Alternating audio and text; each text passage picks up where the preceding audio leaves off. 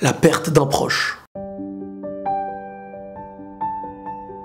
Sur Terre, on a tous notre vision de la vie, et qu'elle soit bonne ou mauvaise, il y aura toujours des choses qu'on ne pourra pas éviter. On a tous appris dans notre vie que l'épreuve faisait partie de celle-ci, et chacun portera sur Terre un lot de tristesse et un lot de consolation. Il y a ce qu'on perd, mais il y a aussi ce qu'on gagne. Et perdre, c'est parfois aussi un nouveau chemin qui peut nous mener à la gagne. Et même si dans la vie on n'est pas toujours accompagné des mêmes personnes, car certains sont partis, d'autres sont venus, la vie ne remplace pas les gens, c'est vrai.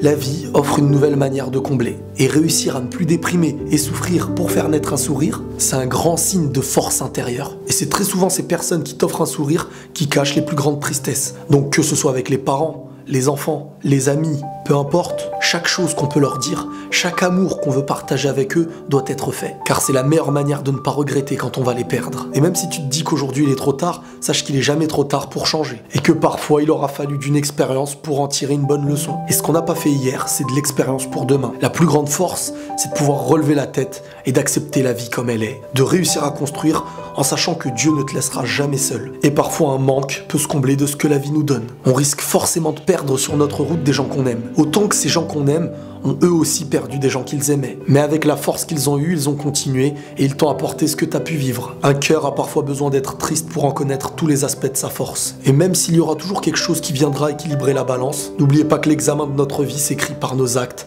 nos paroles et nos faits. Tout dépendra de l'encre qu'on utilisera dans notre examen, qu'on appelle la vie.